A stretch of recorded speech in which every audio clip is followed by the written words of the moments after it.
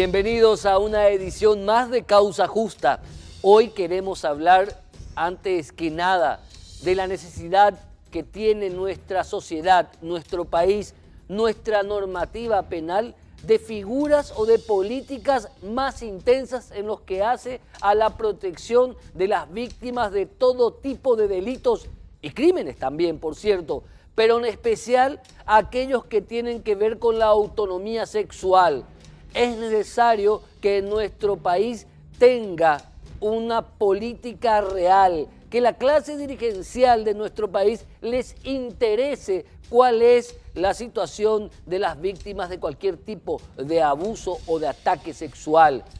Para datos estadísticos, según las referencias, entre el 2010 y el 2015 aumentaron las cantidades de casos denunciados. Sin embargo, disminuyeron las condenas. ¿Por qué? ¿Cuáles son los componentes de esta historia tan terrible en donde hoy por hoy, con la violencia intrafamiliar o junto con la violencia intrafamiliar, el delito que más se está denunciando ante la Policía Nacional, ante el Poder Judicial o ante el Ministerio Público es el delito que tiene que ver con la autonomía sexual? Y muy en especial, la mayoría de los casos denunciados tienen que ver como víctimas con menores de edad. Otro dato también relevante y muy preocupante en nuestro país que tiene que ver con esto. En nuestro país se han incrementado los casos de partos o de mamás adolescentes entre 12 y 15 años. La mayoría de estos casos tienen que ver con abusos sexuales. Es por eso que necesitamos, exigimos y requerimos que la clase política tome en serio esta cuestión y diga a través de políticas serias un profundo basta ya al abuso sexual. Este tema obviamente vamos a ir desarrollando, pero hoy queremos hablar de otro tema que a mi entender y al entender de los que hacemos Causa Justa es igual de apremiante. Si usted señora, si usted señor tiene algún tipo de preocupación y tiene temor de entrar a cualquier tipo de expediente judicial, es casi normal que así lo tenga, sea víctima o sea investigado, porque uno quiere tener garantías tanto como querellante o como querellado. Pero ¿qué pasa si ese temor que tiene cualquier ciudadano lo tiene también o lo tienen también aquellos actores de la justicia, aquellos operadores de la justicia? Fiscales, defensores públicos, camaristas. Hoy día la pregunta es clave y siempre no han respondido mal. El que administra la justicia en nuestro país, ¿tiene garantías? La mayoría dice que no. ¿Por qué? Y la mayoría mencionan dos componentes. El jurado de enjuiciamiento de magistrados y por el otro lado, lo más preocupante aún, la perenne o permanente injerencia política en la administración de justicia. ¿Cómo parar esto? Es lo que queremos preguntar. Lo que queríamos preguntar a varios exponentes, aceptaron la invitación dos de ellos. Primero, la doctora Victoria Acuña, presidenta de la Asociación de Fiscales del Paraguay. Gracias, doctora, por estar con nosotros. Fiscal de delitos económicos también, con muchos casos de peso pesado. Y también el doctor Martín Muñoz, presidente de la Asociación de Defensores Públicos, defensores del Ministerio de la Defensa Pública. Gracias por estar con nosotros. Y obviamente, Martín, comienzo por la dama. Si yo como ciudadano común, doctora Victoria Acuña, tengo temor cuando entro a batallar en un expediente, ¿cómo me puedo sentir cuando el que debe operar justicia siente el mismo temor que el ciudadano común? Bueno, muy buenas noches, muchas gracias por la invitación. Buenas noches también al doctor Muñoz.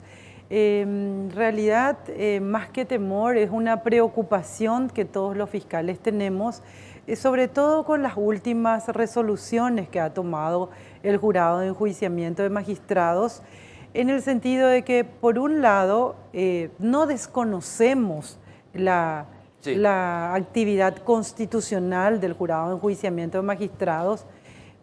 ¿Me das un segundo? Sí. Porque le tengo por teléfono al doctor Marco Caras, porque vos hablabas de recientes resoluciones. Sí. Una de esas resoluciones, doctora Acuña, doctor Muñoz, tiene que ver con lo que resolvió el jurado de enjuiciamiento de magistrados, de quitarle, de desaforarle, de quitarle el cargo de fiscal a nada más y nada menos que el agente fiscal que logró la mayor cantidad de condenas en los últimos años, 42 en total, el doctor Isaac Ferreira. Doctor Marco Alcaraz, fiscal general adjunto en lucha contra el narcotráfico. ¿Cómo está? Buenas noches, doctor. Muy buenas noches, Héctor, y un saludo cordial también a la colega Vicky y al doctor Muñoz también, que están representando al gremio. Una preocupación que, digamos, que siempre se tiene sobre el jurado de enjuiciamiento de magistrados, y hoy día, digamos, una evidente maniobra parece que quitó de juego o quitó de la institución al que logró la mayor cantidad de condenas contra narcotraficantes, doctor.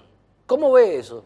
Sí, nosotros explicitamos, yo creo que suficientemente, primero desde el punto de vista de la lucha contra el crimen organizado. La unidad especializada es una unidad que ataca frontalmente al crimen organizado en todas sus estructuras, en su estructura financiera, en la estructura de tráfico, y va de los niveles desde la base de una pirámide hasta la cúspide, y entiéndase ahí que entran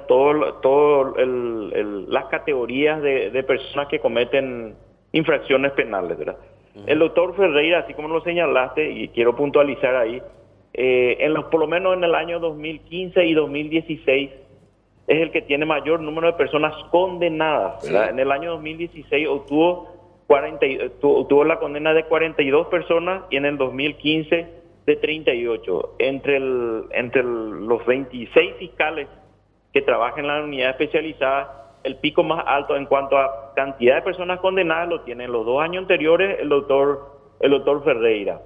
Pero no solamente es significativo en cuanto a la estructura criminal, sino también es significativo en lo que te decía, que él abarca todos los niveles de la pirámide, de la construcción criminal, por denominarlo de alguna forma, ¿verdad? Y también implica un componente que tiene que ver con funcionarios públicos, ¿verdad? Llámese Policía Nacional, llámese funcionarios de la Senado. Este año nomás tuvo una condena de personas que estaban vinculadas a un tráfico. Se hizo una entrega vigilada el año pasado, antepasado, y obtuvo una condena en juicio oral. Recientemente obtuvo condenas importantes con comisos de propiedades rurales, comúnmente denominadas estancias. Están acusó, en el mes pasado acusó a un grupo de policías que lo que comúnmente se denomina una plantada. Nosotros corroboramos eso. Siempre se habló de un mito urbano de que las fuerzas de seguridad plantan. Bueno, nosotros ahora, desde la gestión institucional, podemos decir que tenemos un caso confirmado, y la idea era llevar esto a juicio oral y que sea el fiscal Ferreira, que investigó y acusó, lo lleve a juicio oral, ¿verdad? No solamente en ese sentido, tenemos también investigaciones que implican toda la estructura de soporte logístico, movimiento de una estructura criminal, cuáles son las avionetas. Tenemos una investigación en la cual está apuntando, o sea, tiene un montón de aspectos. Lo que yo quería señalar es, en contexto general, la gestión es, nosotros como sigo la línea de pensamiento en la presidenta de la Asociación de Fiscales, nosotros no desconocemos los órganos constitucionales. El Ministerio Público también tiene la facultad de establecer sanciones y lo hace para el interior del Ministerio Público, pero el hecho que le atribuyen a haber cometido mal desempeño podría eventualmente, y utilizo las palabras del fiscal general en la conferencia de prensa, lo máximo es que podía ser algún tipo de sanción menor que nunca implique la destitución. Esa es la línea marcada por el titular de la institución. Doctor Alcaraz, ¿por qué lo echan a Isaac Ferreira? Porque así como estamos de golpe y porrazo, lo destituyen por mal desempeño de sus funciones. Pero realmente, ¿por qué lo tocan a Isaac Ferreira? Por eso yo quiero poner en contexto su lucha y el motivo por el cual lo destituyen, que es una causa del 2008, en donde puede que haya cometido errores o faltas en el sentido de la investigación, como lo califica el jurado. Nosotros no compartimos eso. En ese sentido, por eso te señalo, hacer un poco, todos los hombres públicos tienen luces y sombras, ¿verdad? Y el doctor Ferreira tiene más luces que sombras. Y posiblemente esto que le endilgan es una cuestión del 2008, pasó bastante tiempo como para que se tome en cuenta. Yo quiero nomás que la ciudadanía y los oyentes, en realidad los que están viendo el programa, así como los colegas, dimensionen en su justa dimensión, valga la redundancia, o califiquen la conducta del fiscal Ferreira, ¿verdad? Y en el sentido de que ¿qué hace mal el fiscal Ferreira? Podríamos pensar, ¿está haciendo mal al tener este alto índice de condena? ¿Está haciendo mal a imputar a funcionarios del sector público? Toda esa tarea tiene un disvalor para el jurado de enjuiciamiento y cobra mucho más relevancia las posibles fallas que haya cometido en el 2008 cuando él no formaba parte de la unidad. Son situaciones, describo situaciones de la realidad que llaman la atención. Yo dejo el análisis dejo el análisis para todo, ¿verdad? Que con la visión amplia que cada uno de nosotros tiene, analice esta situación y saque sus propias conclusiones. Te escucho indignado por último, ¿eh? Te escucho indignado. Sin ninguna valoración por parte de las personas que conformamos parte de un equipo de trabajo, ¿verdad? Sí, estamos molestos, podríamos calificar de indignados ante una situación de esta naturaleza, una resolución de esta naturaleza. Nosotros respetamos, vamos a articular los medios procesales para impugnar. Me refiero a nosotros y me incluyo como afectado, comunidad, porque nosotros nos sentimos afectados en la persona de Ferreira como unidad y como institución, ¿verdad? Y se van a articular los recursos que sean necesarios. Y no se puede, y cualquiera de nosotros, todas las autoridades públicas, estamos sometidos, y todas nuestras decisiones, entiéndase, resoluciones del jurado, Corte Suprema, Poder Judicial, actuaciones del Ministerio Público, todos podemos ser objeto de crítica, y así tenemos que respetar las críticas adversas que puedan generar nuestra gestión, y también el jurado tiene que soportar las críticas que se hagan a su gestión y a sus determinaciones. Perfecto. Doctor Marco Alcaraz, muchísimas gracias por este contacto telefónico. Hasta luego. Gracias a usted. Bueno, disculpe que la haya interrumpido porque era un contacto telefónico con el doctor Alcaraz. El tema de Isaac Ferreira hoy día es el tema más actual. Destituyen al fiscal que logró la mayor cantidad de condenas de narcotraficantes por un hecho que ocurrió en el 2008. Sí, efectivamente, esa es la preocupación justamente, como le venía mencionando, en este caso en particular de Isaac Ferreira, pero ya es una lucha de varios años que lleva la Asociación de Fiscales del Paraguay. ¿En qué sentido? En el sentido de que hay muchas causas que no son resueltas por el jurado de enjuiciamiento en un tiempo prudencial. Usted mencionó al iniciar el programa de que estamos temerosos al enfrentar al jurado. Más que miedo, es una situación de inseguridad laboral. ¿En qué sentido? En el sentido de que no tenemos reglas claras para el enjuiciamiento de los fiscales en este caso y de todos los operadores de justicia, jueces, de camaristas, de defensores. ¿En qué sentido? En el sentido de que en el caso particular de Isaac, es una denuncia que proviene del año 2008 y se toma una sentencia definitiva de destitución que consideramos, y en cualquier ámbito laboral, es la máxima sanción que se le puede dar a un trabajador, a un profesional. Sí. Se toma 8 años después, en el 2016. Entonces, con esa inseguridad trabajamos todos los que hoy estamos investigando, desde el más humilde delincuente hasta el más empoderado delincuente. ¿Por qué? Porque el jurado de enjuiciamiento se utiliza, y hoy la realidad nos está mostrando, de que públicamente las partes dicen: vamos a denunciar ante el jurado de enjuiciamiento al fiscal para sacarlo de una investigación. Es decir, que hace varios años ya se está utilizando al jurado de enjuiciamiento para apartar fiscales, y con la posición desventajosa de que aquel que es denunciado no tiene claro cuándo concluirá ese proceso. Es grave, yo creo que acá ya cerramos el programa. Martín nos invitó a otro programa, todo lo que dijo la fiscal, que una fiscal de delitos económicos, presidenta de la ASO Fiscales, hable de inseguridad de los agentes fiscales, es para que nosotros como ciudadanía nos replanteemos todos y realmente exijamos a la clase política que pare la mano, cosa que va a ser imposible, pero hay que reclamar.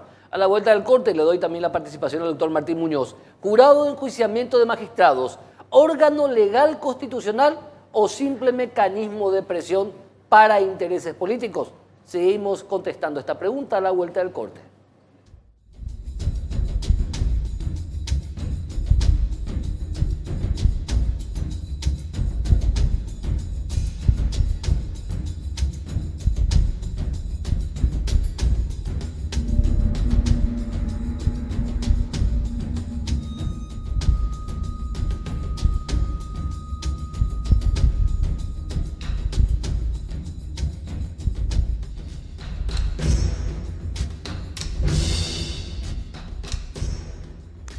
En el año 2015 se emitió una última encuesta seria, un último estudio serio con respecto a la percepción de la ciudadanía con relación o en relación a los poderes del Estado.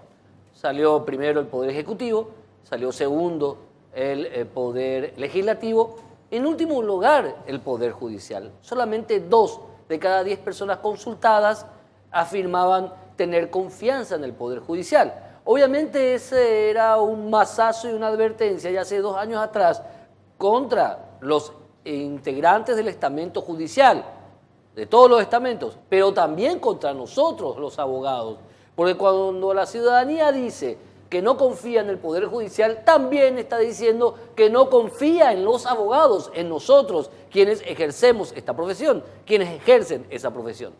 Pero además de ello, si tomamos en cuenta que en anteriores programas, representantes de todos los gremios del Poder Judicial sostenían una intranquilidad en la ejecución de sus responsabilidades laborales por las presiones políticas, uno advertía y advertía y advertía a la ciudadanía que en cuanto y en más el juez, el fiscal, el defensor público se sienta inseguro, más inseguridad va a tener la ciudadanía.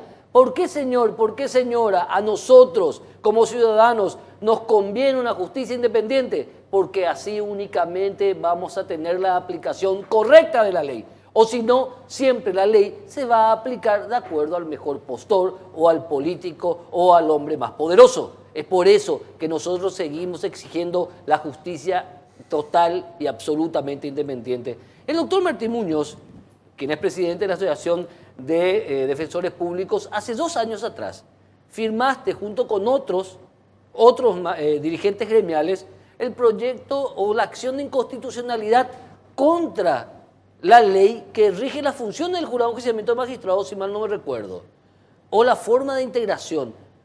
Muchas veces hemos dicho, doctor Muñoz, contigo y otros exponentes, sí, que el jurado de enjuiciamiento de magistrados realmente es un órgano inconstitucional. La ley orgánica es inconstitucional. ¿Por qué ello, doctor? Sí, muy buenas noches, Héctor, señora presidenta, doctora Vicky Acuña, y a su gran audiencia, teleaudiencia. Así es, Roberto, hace ya prácticamente 2 años hemos, con el entonces todavía presidente de la Asociación de Fiscales, Ariel Martínez, fundado un movimiento que de alguna forma trató sobre la problemática de la justicia, sí, porque realmente el punto de lo que estamos aquí hablando y sobre todo de lo que refirió la doctora Vicky es respecto al problema de la justicia, porque hay que centrarse en eso, ¿verdad? Y desde ese punto de vista hemos criticado la integración actual del órgano constitucional que, como bien mencionaste, es el jurado de enjuiciamiento. Creemos que debe haber una proporcionalidad de los demás estamentos, porque tenemos esa insuficiencia respecto a no solamente la proporcionalidad, como acabo de mencionar, sino la representación de los distintos estamentos que funcionan activamente en la justicia, no solamente desde el punto de vista del enjuiciamiento, Héctor, sino también en cuanto a su selección. Y en ese sentido, Convergencia, junto a otros compañeros, hemos de alguna manera planteado ante la justicia electoral el proyecto de reforma constitucional, justamente hablando de los problemas de la justicia. Y está esto en la actualidad en el Congreso de la Nación paraguaya. Y duerme el sueño de los justos. Así es. Pero también había acciones de inconstitucionalidad que, si mal no recuerdo, presentaron otros estamentos, sí, contra la ley orgánica del jurado de enjuiciamiento de magistrados, en donde el jurado es juez y parte. Sí. ¿Cómo analizan eso ustedes? Sí, tengo entendido que lo que estás mencionando es el proyecto de López Chávez que da atribuciones oficiosas al jurado de enjuiciamiento. Y tengo entendido que las asociaciones de magistrados y la de los fiscales, si es así, pero hoy día me corrige. El jurado es juez y parte el jurado. El jurado tiene un funcionario que emite dictamen, no sé en base a qué, y luego marca sentencia. Así mismo es. Si me permite, sí, en el año 2009 ya la Asociación de Fiscales planteó una acción de inconstitucionalidad contra la ley del jurado de enjuiciamiento, y en ella justamente mencionamos que hay artículos que inclusive atribuye al jurado de enjuiciamiento atribuciones administrativas del fiscal general del Estado. en razón de que son causales de enjuiciamiento, inclusive que un fiscal no esté en su despacho. Y sabemos que un fiscal no siempre está en su despacho. Sí. Nosotros no somos funcionarios que todo el día estamos detrás de un escritorio.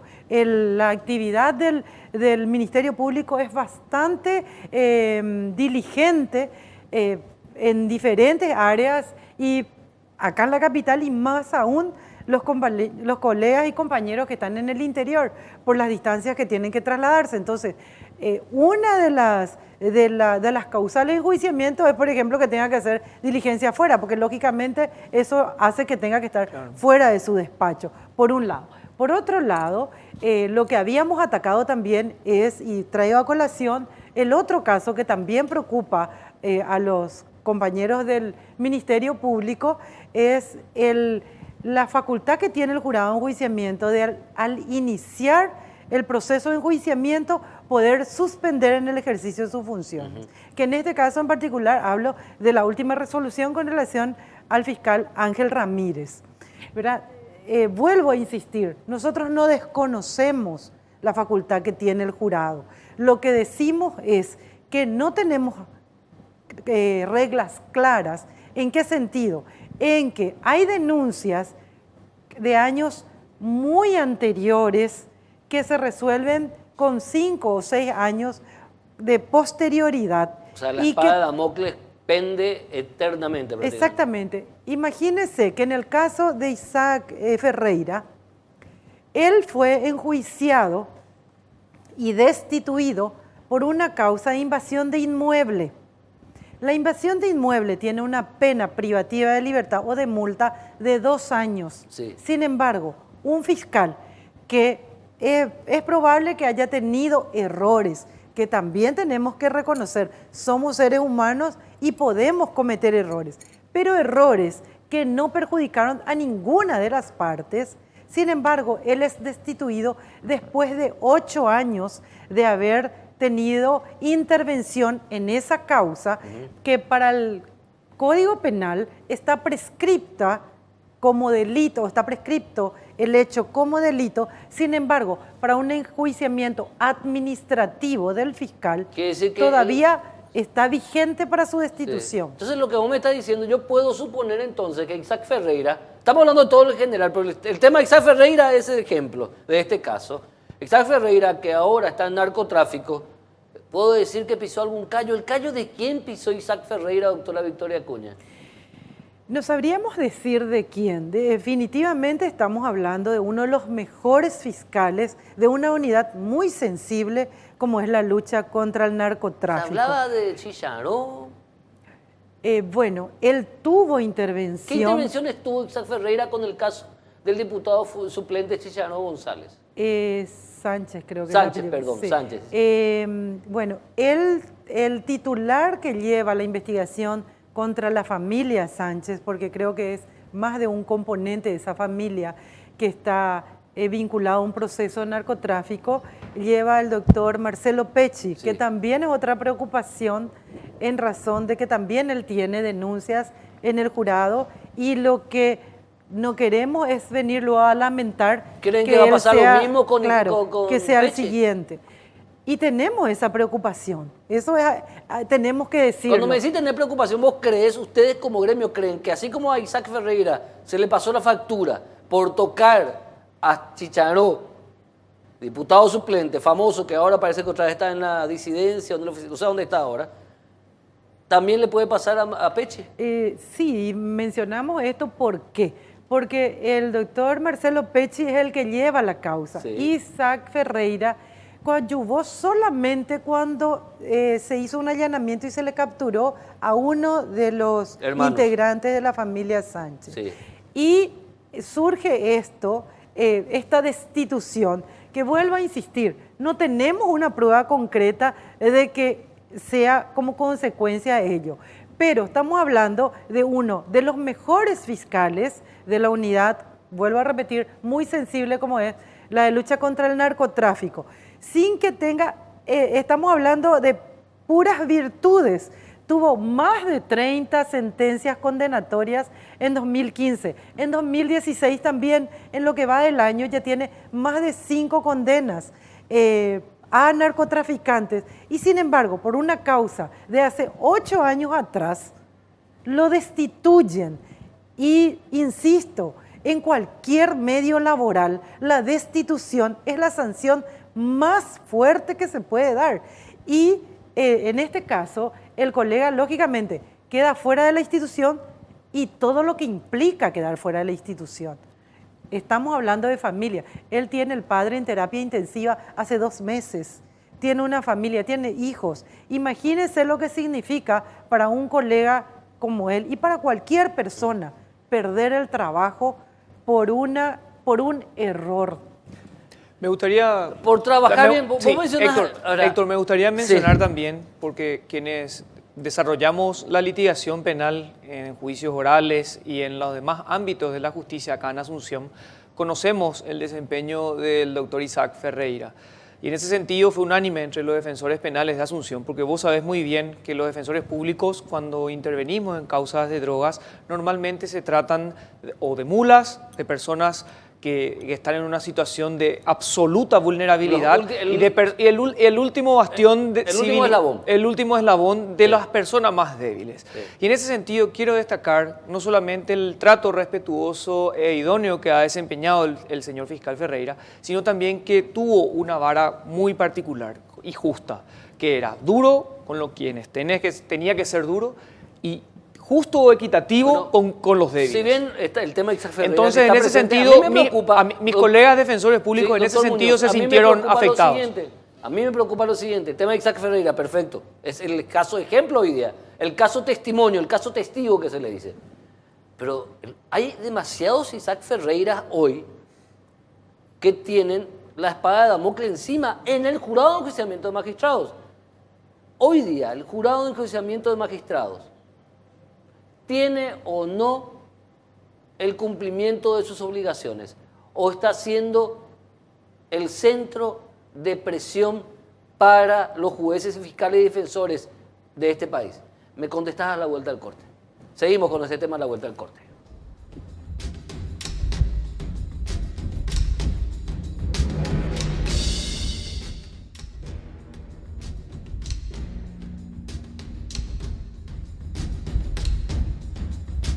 Nosotros invitamos a miembros del Jurado de Enjuiciamiento de Magistrados. La producción de Causa Justa invitó a miembros del Jurado de Enjuiciamiento de Magistrados que no tienen día de sesiones, o sea, no aceptaron, no quieren venir a discutir. Yo les vuelvo a invitar a los miembros del Jurado de Enjuiciamiento de Magistrados que vengan a sentarse acá y a explicar los casos en donde son objetos, ustedes, miembros del jurado, de estar actuando como una especie de corregidores, como había antes en el viejo procedimiento, estamos hablando del siglo XVII, como los corregidores que iban por ahí a castigar de acuerdo al interés pecuniario o político de turno.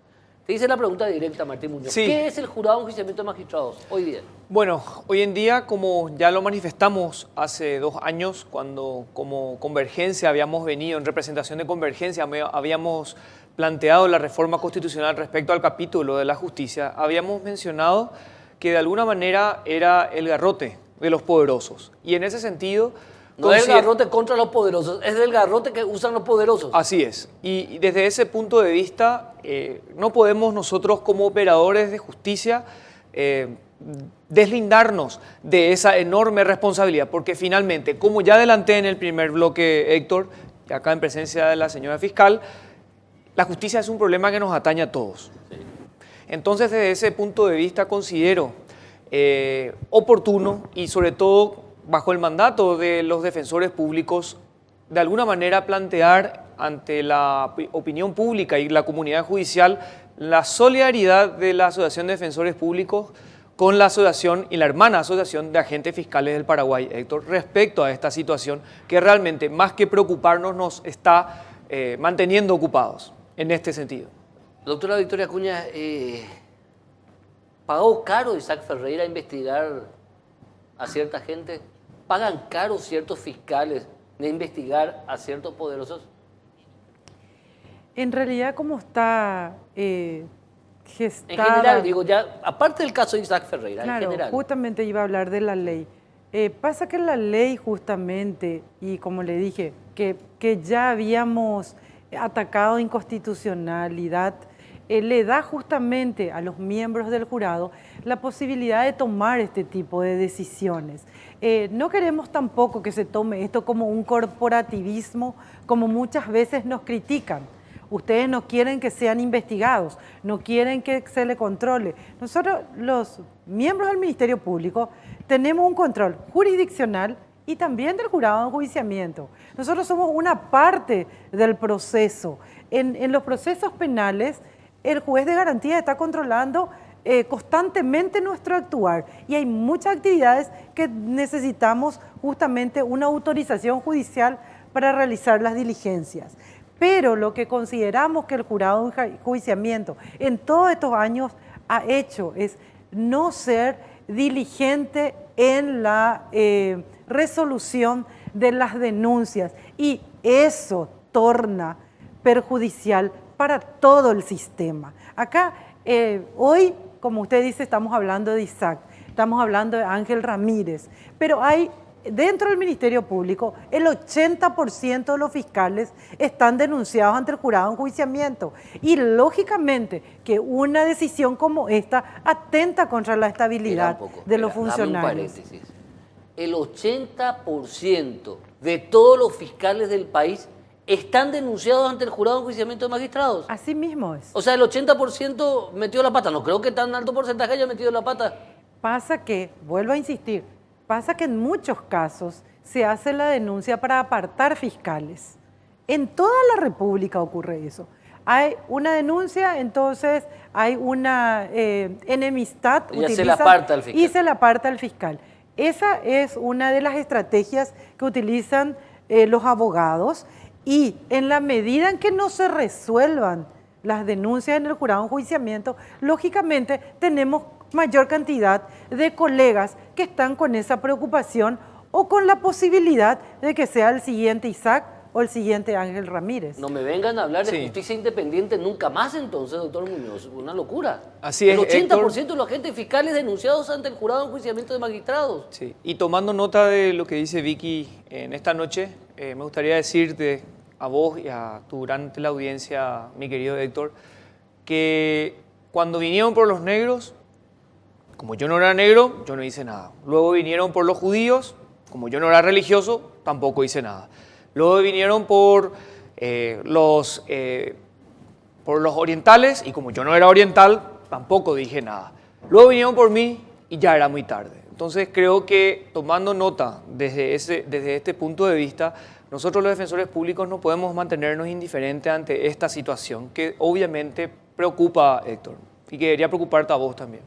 A mí me preocupa hace más de 8 años. Hace 8 años vengo diciendo, esta acción que ustedes plantearon tiene casi 8 años de antigüedad y no se resolvió. La Corte Suprema de Justicia, para rebobinar un poco, la excelentísima Corte Suprema de Justicia tiene hace 8 años guardadito en algún cajón del 9º piso la acción de inconstitucionalidad que se planteó por los fiscales contra la ley del jurado de enjuiciamiento de magistrados. 8 años. 8 años. O sea, no estamos bien. No es por un discurso fácil de destrucción. Estamos mal, doctora. Con relación a nuestro gremio, nosotros consideramos de que este tipo de resoluciones atenta contra nuestra estabilidad, contra la carrera fiscal, porque estamos teniendo resoluciones contra funcionarios del Ministerio Público con más de 10 años de ejercicio en la función, en unidades muy delicadas y, como le digo, nuestra gran preocupación es la cantidad de agentes fiscales que están denunciados y cuyas denuncias no han sido resueltas. Nosotros hemos llegado hasta el jurado de enjuiciamiento, inclusive a manifestar esta preocupación, ¿verdad? Porque esta no es una preocupación, como le digo, solamente el año 2017. Se han cambiado presidentes del jurado de enjuiciamiento. Hemos hablado de hace, imagínense, de 2009, como usted dice, de haber planteado la acción de inconstitucionalidad y también llegado ante los miembros del jurado a manifestarle esta preocupación. Últimamente nos han dicho de que van a tratar de ser lo más diligentes posibles para poder tomar una determinación, no les creo. Pero por eso le digo, nosotros también estamos vigilantes y vamos a seguir apoyando a nuestros colegas. La Asociación de Fiscales tiene ese compromiso de seguir apoyando a los colegas en esta lucha que es realmente ya de varios años, pero que no vamos a torcer el brazo, no nos vamos a dar por vencidos hasta que realmente tengamos las mismas reivindicaciones de cualquier otro ciudadano trabajador de la República del Paraguay. Doctora Victoria Acuña, presidente de la ASO de Fiscales del Paraguay, gracias por estar con nosotros. Tu análisis final, doctor Martín Muñoz. Sí, que estamos atentos, Héctor, a cualquier convocatoria de este prestigioso programa de la comunidad judicial. Siempre para mí es un placer y en representación de los defensores públicos, muchísimas gracias por el espacio y un placer haber compartido con tan prestigiosa panelista también. Hace más de 8 años que en Causa Justa venimos reclamando. La clase política debe dejar de tener cautiva, a la administración de justicia. La clase política debe ser radiada de los órganos de definición con relación a la administración de justicia.